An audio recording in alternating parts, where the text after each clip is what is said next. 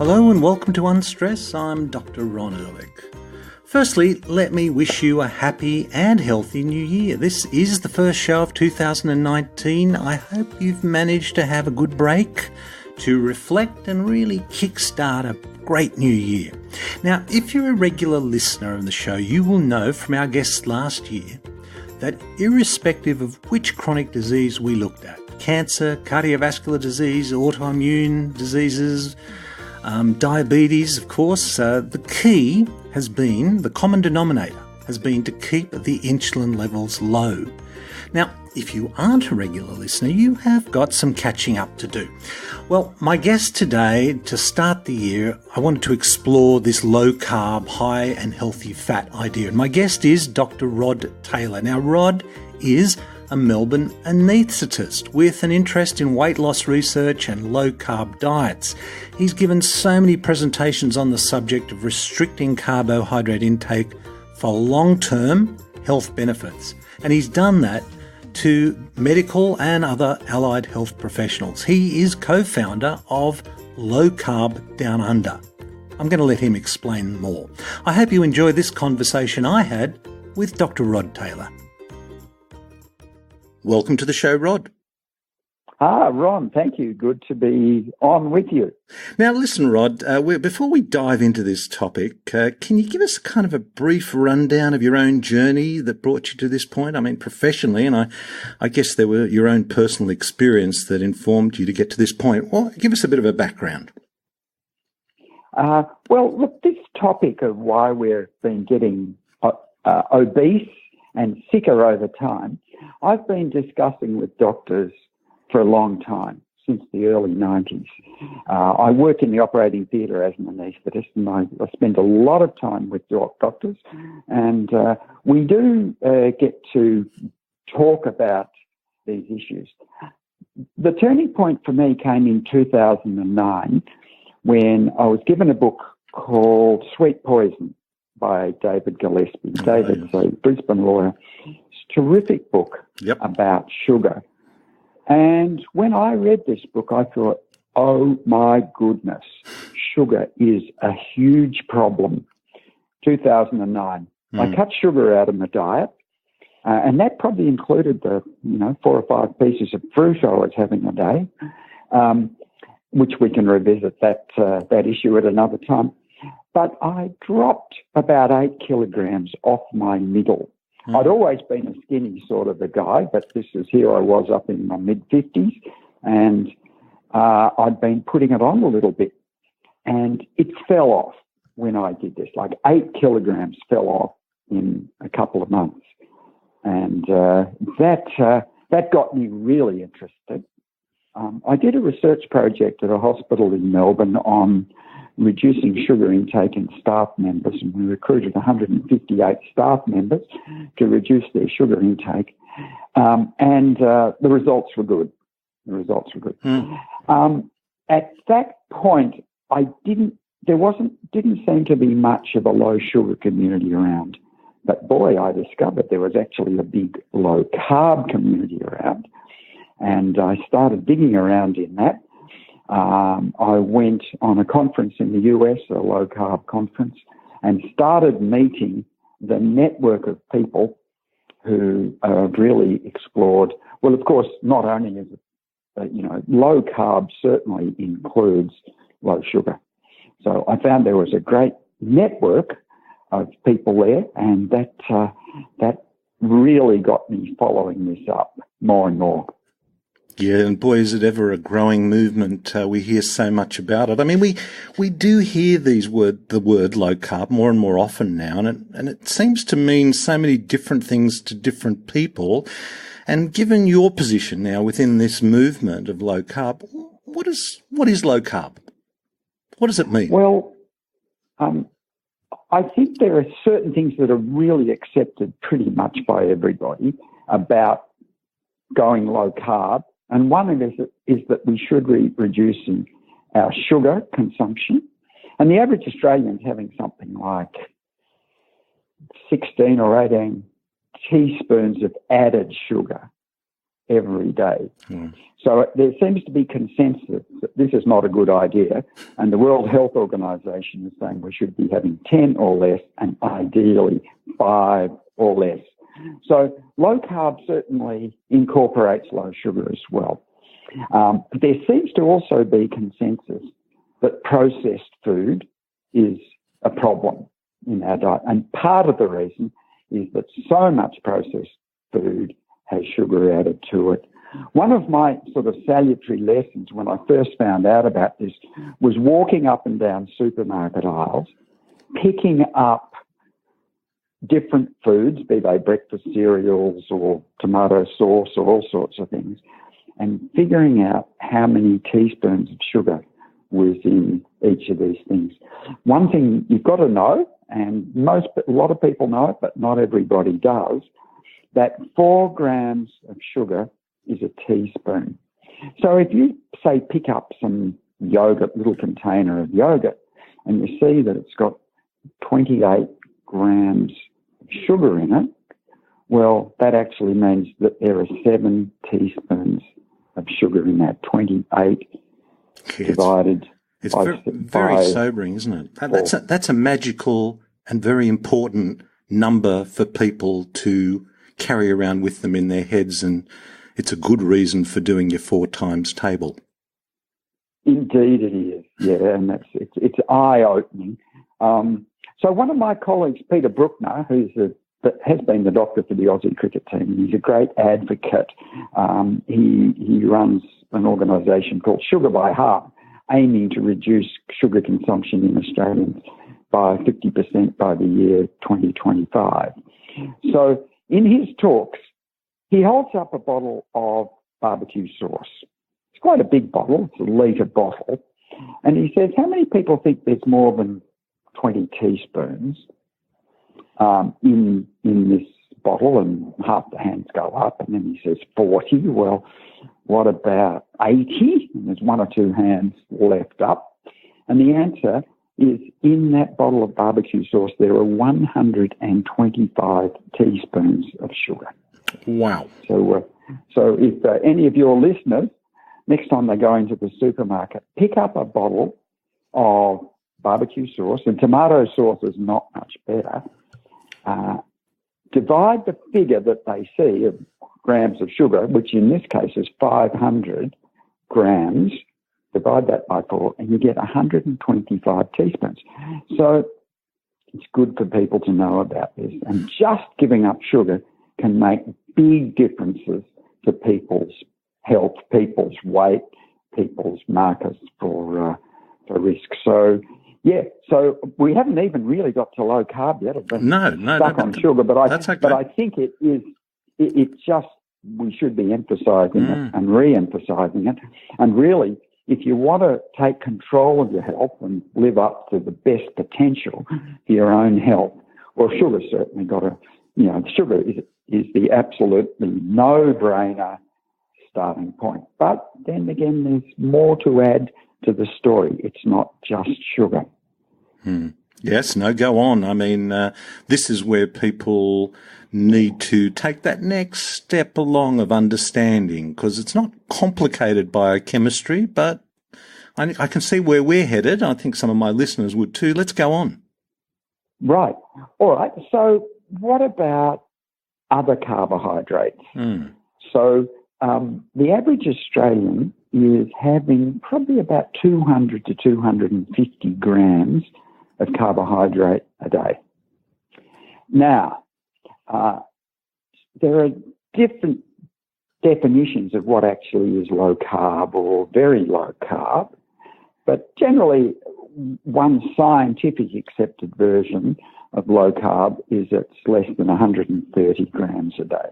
So already people are to go low carb, be needing to think, well, I'm having 200 to 250, 130 fits.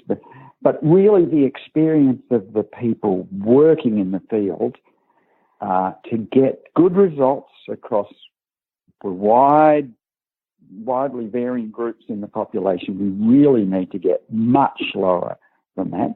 So we're looking to get to 50 grams a day. And some people, to really get good results, really need to go lower than that, down to 25 or 30 grams a day. So what does 30 grams a day look like? Well, essentially, we're cutting out the bread, the rice, the pasta, the potatoes, the sugar, the processed food. That's really, and so, well, what are we going to eat if we cut those things out? Which, by the way, most of those don't contain really much in the way of good nutrients. They're sort of starchy, and they're good to fatten you up. Yep. And that's what they've always been good for in nature, sort of at the end of summer to, in our prehistoric times, getting hold of a lot of fruit or even some grain that ripens at the end of summer was a great way to fatten up. And that had an evolutionary advantage by fattening you up and enabling you to get through a long, cold winter with some fat stores. And our problem today is we do it 365 days a year. Well, we not only do it that amount of time, we do it because we're actually encouraged to do it. I mean, the foods you've just, grains particularly, and all the foods that emanate from that are the foundation of the food pyramid. And I know that, and I know that in the recommended daily intake, RDIs, when it comes to carbohydrate, the authorities are telling us it's around 310 grams per day. Yes. Yeah. So, this is problematic. So we can dig closer into that. But if I could just say at this point, well, what should we be eating then? And I and people like me would say, well, we should be eating whole foods, and those whole foods include meat, fish, eggs, vegetables, and if you can tolerate it, and the great majority of people can tolerate dairy. So I'm a fan for butter and cream and cheese. So these are foods which are low carb, and eating those foods, it's not too difficult to get down below 50 grams of carb a day. And also the foods are whole, so they can contain good nutrients, micronutrients, the minerals and the vitamins, which are essential for us. So essentially we're going to be talking lower carb, quite low carb is what I'm recommending. Good amount of protein. Now this protein figure's a little bit argued, but most people would say, most authorities over time would say, well, look, 15 to 20% of your calories as protein. And to do that, a great way to do it is meat, eggs, fish. These are great sources of complete protein that have all the essential amino acids that you need. So some of them might say, well, what about as a vegetarian? Can you do this as a vegetarian? Look, it's possible. You would certainly have to be watching your micronutrients pretty carefully. And there are people who can do that. Vegetarians constitute about 8% of the world's population.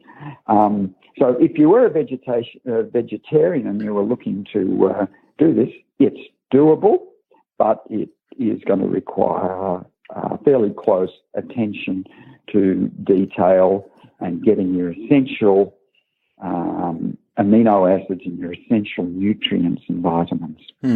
Now, there's another half to this equation because, it's low carb, healthy, or high fat.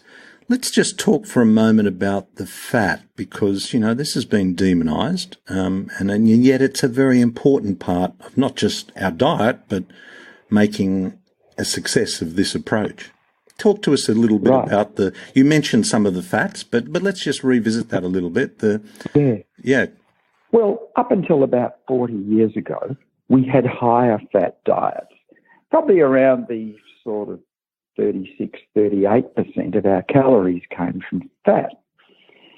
Around about this time, there was an epidemic of coronary heart disease. And, for example, it affected, Eisenhower, President Eisenhower in the US, and everybody got very interested. Well, what's causing this epidemic of heart disease? Ischemic heart disease. And because blood vessels in the heart look to have some fat in them, the assumption was that, well, it must be fat in the diet is becoming fat in our arteries. So if we cut the fat in our diets down, we'll get less heart attacks and the other vascular diseases that go with that. And so that's where all this started.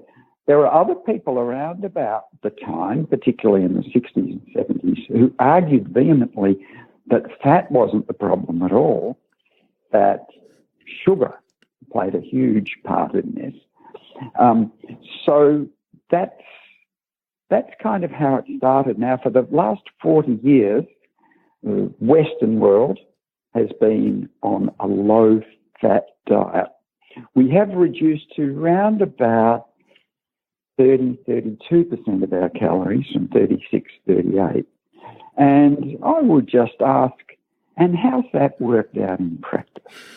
Have we got thinner? Have we got healthier? Do we have less type 2 diabetes? How have we fared? And the answer is we have fared abysmally. And this low-fat diet has been a complete disaster. So the thinking and the science that I follow these days said, we've already talked about carbs, which is getting down to sort of 5 to 10% of our calories, or 25 to 50 grams. We've talked about protein, which let's pick a figure of 20%, good, healthy amount of protein to get in there. So where do we get the rest of our calories? And the bottom line is from fat. Now, there are healthy fats and not so healthy fats. And the healthy fats are things that come from whole foods, like in meat and fish and eggs and olive oil, for example. So they're healthy fats, and these would be recommending getting more of them. There are unhealthy fats.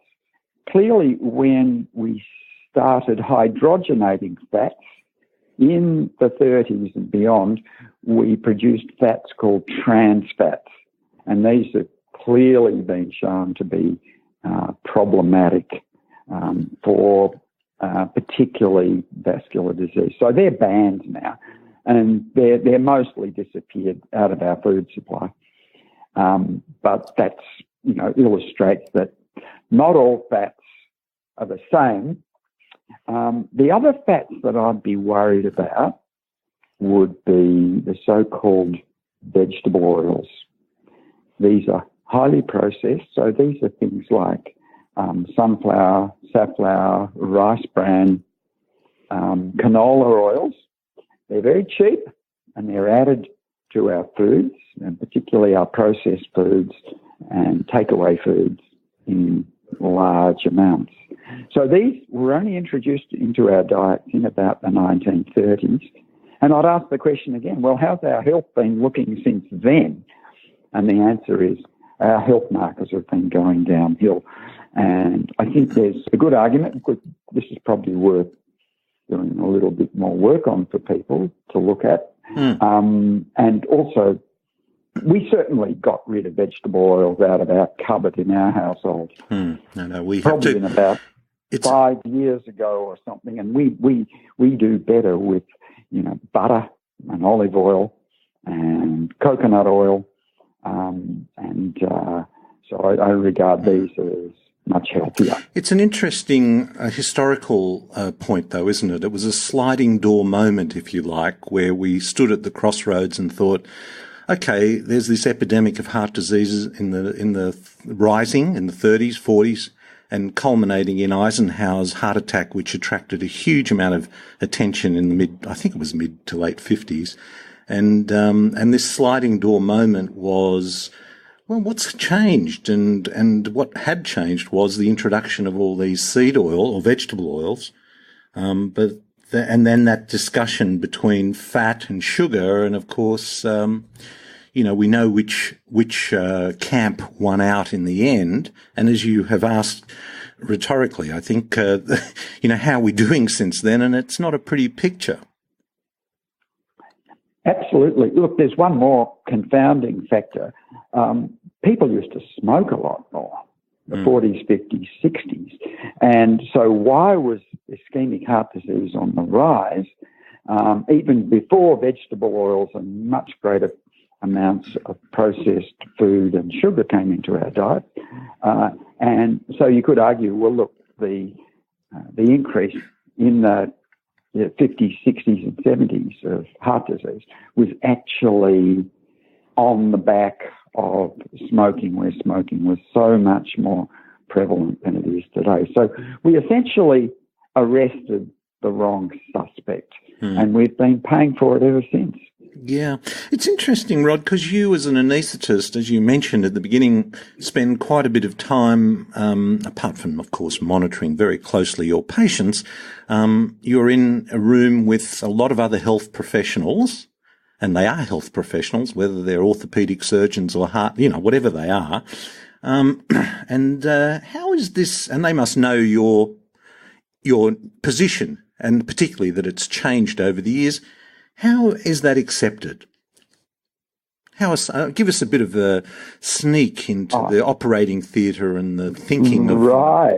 Right. Isn't it? Well, I think it's really well accepted. Is it really? Very well accepted by individual doctors. They don't argue with you about sugar. They don't argue with you about high carbohydrate. They don't argue with you about a lot of bread and pasta. And I'd say the majority of people I work with now, they do this. They do it in their own lives. The weight comes off, the blood pressure comes down, they feel better, and their families do it.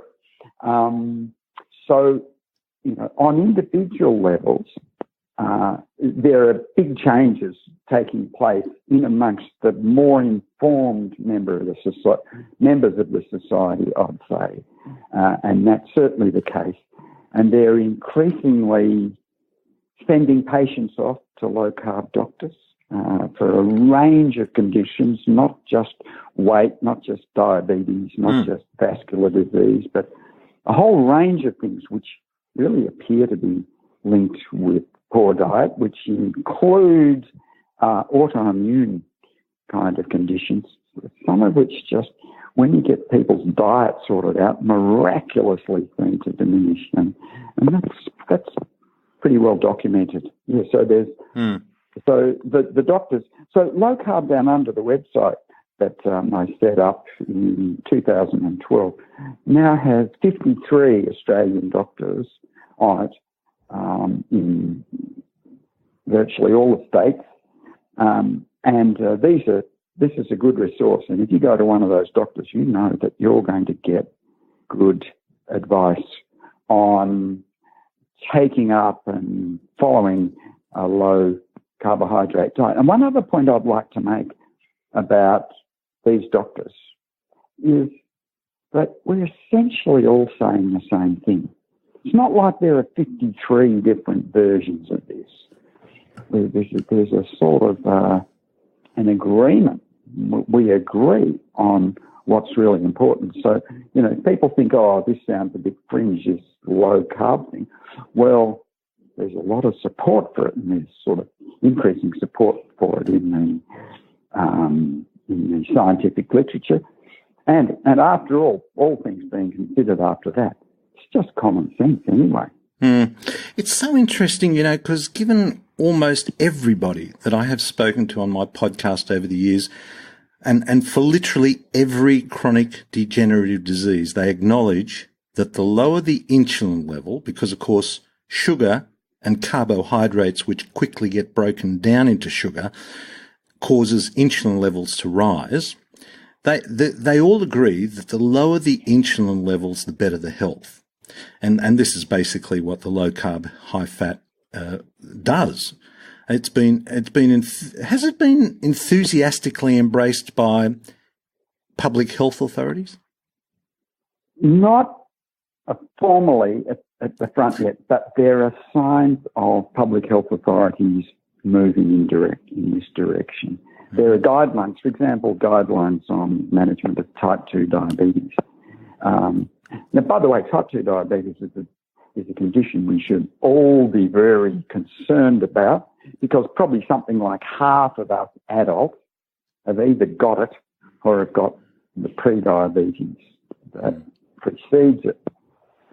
Yep. So we should all be interested. And it's good to see that official guidelines are starting to introduce the idea of low carbohydrate nutrition as an option in addition to pills to getting control of type 2 diabetes.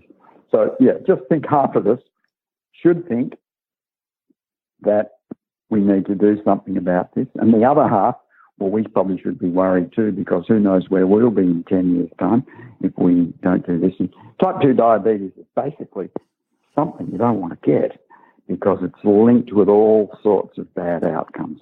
Well, go on. Tell you were in the operating theatre seeing a lot of operations, and presumably some of these people on the table have got type 2 diabetes. Well, remind our listener of why type 2 diabetes is such a problem. So, look, you mentioned insulin before, and if we have a high sugar, high carbohydrate diet, we produce more insulin. And one of insulin's roles is to store fat. Now, as I mentioned earlier, that's a good thing in our Paleolithic times to store fat at the end of summer. And probably, as I've already mentioned, possibly not a good idea to have those raised insulin levels packing away fat into cells, packing away fat into the liver, into our guts, onto our bellies, onto all parts of the body, doing that 365 days a year. Bad idea. Talking about these other diseases, including vascular disease and including autoimmune diseases, is the common factor in them all appears to be insulin resistance. And insulin resistance really means that initially the levels of insulin in the body go up, and this helps the storage thing. But it is also linked with inflammation. And so if we keep going with this for a while, we get inflammation in parts of our body. The liver, for example, fatty liver disease, hugely common, linked with insulin resistance, linked with obesity, linked with a lot of bad things. And of course, obesity is linked with insulin resistance. That's what it was. That's why in our caveman days, this was a good thing because it helped you pack away a lot of fat. And the problem today is we're just packing it away and packing it away. Insulin is a key hormone. It's really essentially, it's our fat storage hormone. And if we want to get rid of that fat, and we also want to get our inflammation down, and we also want to make sure our arteries are clear, then getting your insulin low. And that raises the next question, well, how do we get our insulin low? Well, certainly cutting sugar, going on a low carbohydrate diet is a great way to go. And I wonder if I could slip into talking about how often we should eat. Yes, because this is good, Rod, because I know the low carb Down Under site has some fabulous resources and some great YouTube clips and all this, but one of the most popular is, of course, the legendary now, Dr. Jason Fung, who talks a lot about this. Go on, tell us a little bit about not just what we should eat, but how often we should eat. Yeah, right. Well, having covered what we should eat, it's a big question that really didn't come up really big on my screen, or I think most other people's screen, until maybe about 3 or 4 years ago. And Jason Fung, a Toronto-based kidney doctor and physician, started talking about, well, is it really a good idea to have 3 meals a day and 3 snacks a day? Because that's what we've been told to do by our dietary authorities over the last 30 or 40 years, in the hope that we would eat less overall. And that doesn't seem to have played out. And so there has been thinking now more we'll cut out snacking for a start. Do we need to snack? Did our caveman ancestors, did they snack? Did they stop in with morning tea time and have some calories while they were out hunting? I doubt it. The effect of cutting out snacking is to reduce your insulin, because every time you eat something, you put out a little bit of insulin, particularly for carbs, to a small extent for protein, which I don't think we should mostly be concerned about. Eating fat really doesn't give us an insulin spike at all. And as I say, think of insulin as the fat storage hormone. And you want to get it down. So, as we say, we get it down with low carb, but we also get it down by not eating all the time. And so a move away from snacking, which seems to make common sense anyway. Look, if you ate breakfast at 8 o'clock, why would you be needing to have a snack at 10 o'clock in the morning? It doesn't sort of seem to make much sense in terms of, our lifestyle, having to do that all the time. People who eat low carb and higher fat report feeling more satiated. They just don't need to be constantly eating like they were when they were on a high carbohydrate diet. So I think this is great. Now, you can stretch this out a little bit more, and so people have cut out snacking, and then they say, well, look, I actually don't feel that hungry at breakfast time, and so I'm just eating lunch and dinner. I don't eat breakfast because I'm just not hungry when I eat this diet. And so they're getting down to lunch and dinner. Or a few people like it the other way and skip lunch and eat, breakfast and dinner. So, but the results in these people are often quite dramatic. They haven't changed exactly the foods they're eating, but they're eating less often. Insulin comes down, and you can measure insulin, and the smart doctors who understand low carbohydrate diets are doing this, so you can track your progress. I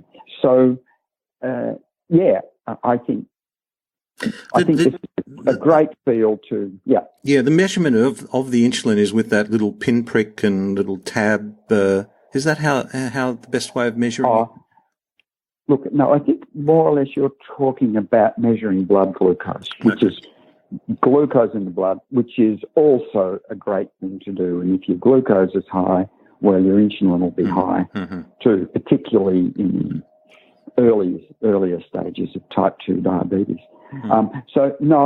Insulin measuring it really is done as a fasting blood test, and it's sent off to the lab, and there's you get the values back that it can tell you whether you're high insulin norm or not. Now, the normal levels of insulin, fasting insulin, probably people vary a bit in what they'd say, but it'd be below 10 or 15. Well, there are people out there who aren't eating so well who have insulins in the several hundreds. Wow. They feel okay. Their doctors say, oh, you're going okay, because they haven't checked their insulin. And you're going okay.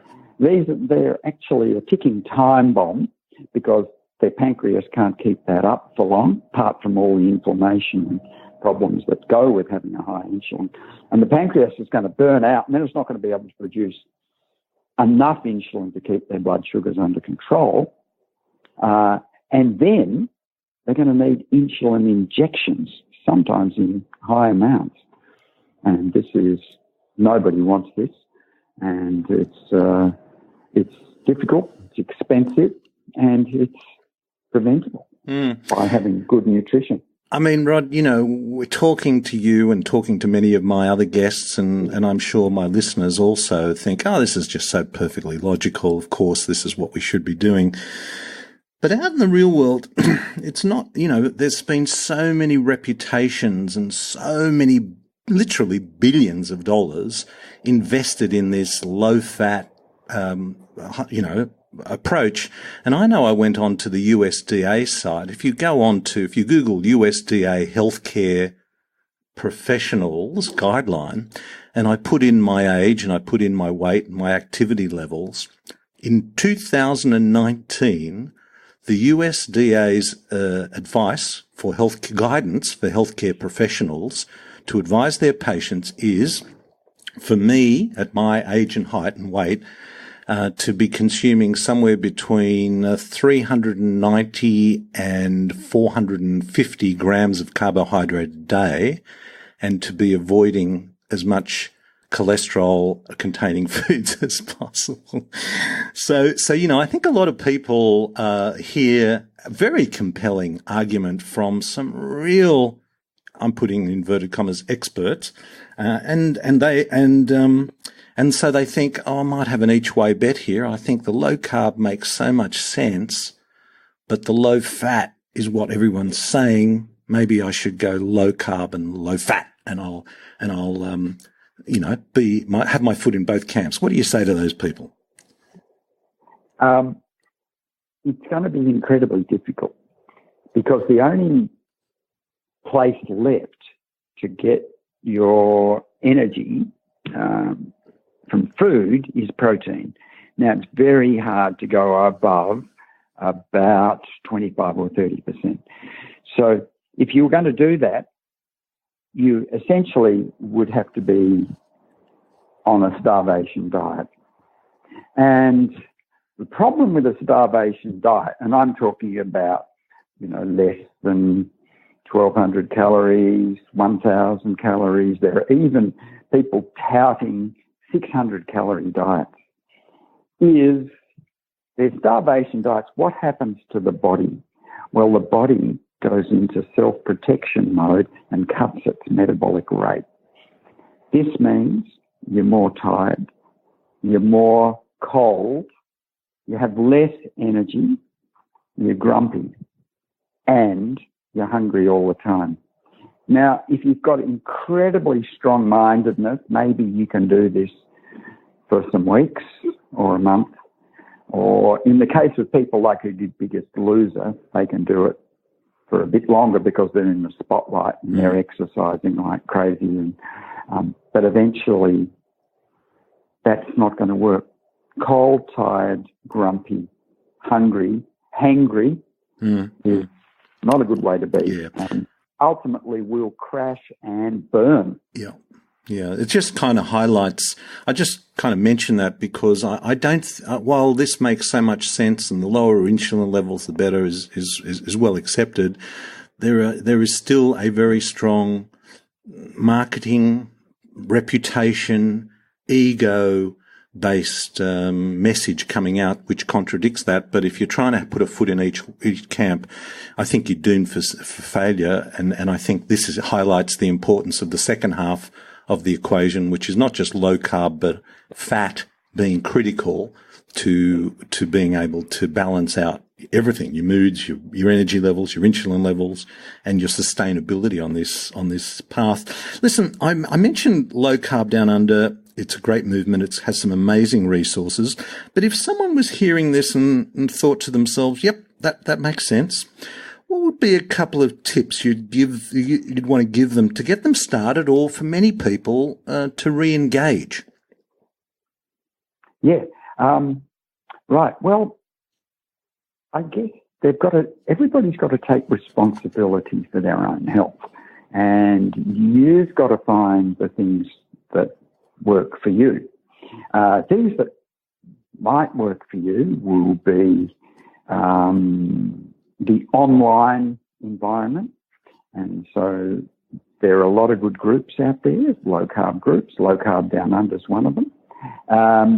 There are great YouTubes out there. There are some good books to get your hands on. And also Low Carb Down Under, we've got this bunch of doctors out there which are really good. Look, in some ways we're asking people to make quite a big change from what they're used to. Mm. And getting some help and support in that is really good. So we'd be encouraging people to find out and get them help. We've also got a great bunch of low-carb dietitians on our sites and working with the low-carb doctors.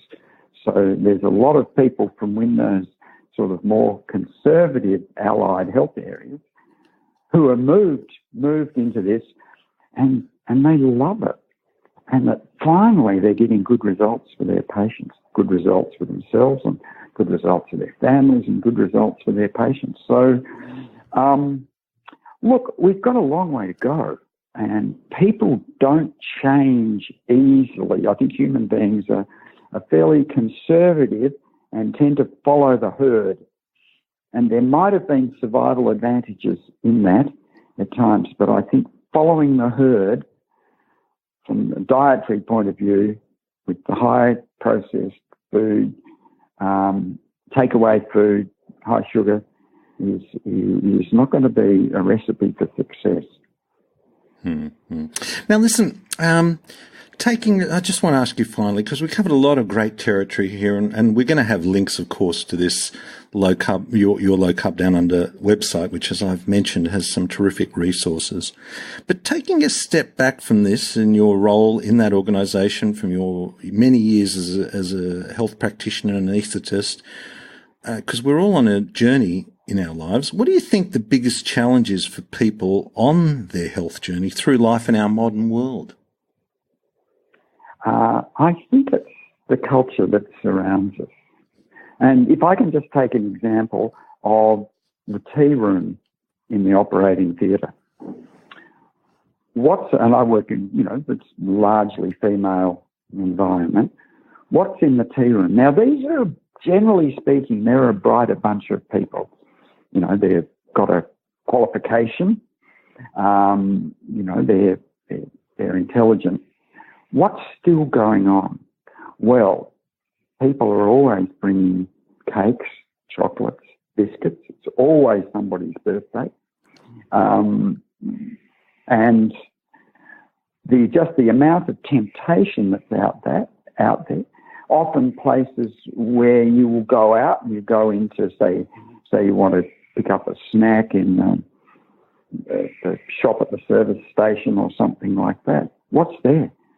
You're just surrounded really in so many environments, and that might include your home environment, your parents' environment, your work environment.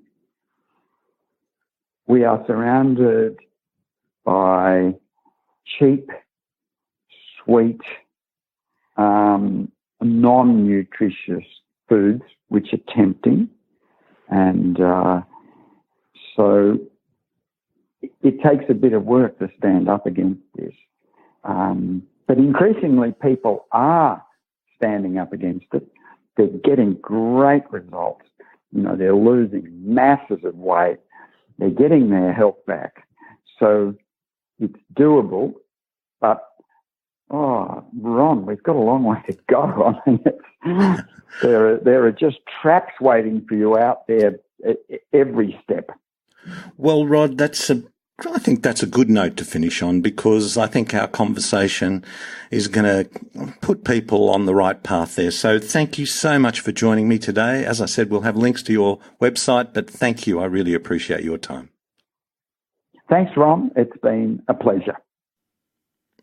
You know, when it comes to those figures, how many carbs, be it 130 grams a day, 50 grams a day, or 25 grams a day, you actually need to spend about 1 or 2 weeks weighing and measuring the food you eat to get an idea of your carb and protein levels. There are many great carb and protein converters online. I've even included a guide in my own book. The weight of the food is one thing, but the carb and protein levels are another. For example, an apple might be 15 grams of carbohydrate. A banana could be 25 grams. A baked potato, 35 grams. And a serve of broccoli, 6 grams. So you see there's quite a difference between a serve of broccoli at 6 grams and a baked potato at 35 grams. A slice of bread, 12 grams. So a sandwich, there it is, 24 grams. And so you start to get an idea of what you're eating. It's not measuring for life, it's just getting your head around what you are eating and what low carb actually means. And the same is true for protein and to some degree fat. Now, if you find this, this low carb or low fat still a little confusing, let me shed some light on this issue that you may not have considered. The low fat 3 meals a day advice has been so entrenched, and so many careers and reputations have been built on this advice over the last 40 years that it is not going to be surrendered easily. People are not going to throw their hands up and go, oh, you know what, I was wrong, sorry. A great deal of money also has been invested in the pharmaceutical management of some chronic preventable diseases. Look, this is a story that is so easy to miss, but once you become aware of it, it's very difficult to ignore. My point here is this. When you hear an expert say publicly that there is no evidence to support a low-carb, high healthy fat approach, please substitute that very authoritative sounding statement with the person you are listening to has not read the literature or just chooses to ignore it. Now, I know that sounds harsh, but I'm afraid it is true. We will have links to the Low Carb Down Under site, which includes a fantastic YouTube channel with so many lectures that they have recorded over their meetings. They have had over 10 million, yes, 10 million views. We have some great things also planned this year. A new app is coming. Why? To make it easier for you to find and hear the show. So, until next time, this is Dr. Ron Ehrlich. Be well.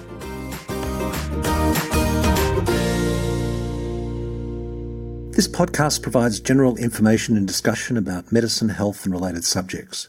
The content is not intended and should not be construed as medical advice or as a substitute for care by a qualified medical practitioner. If you or any other person has a medical concern, he or she should consult with an appropriately qualified medical practitioner.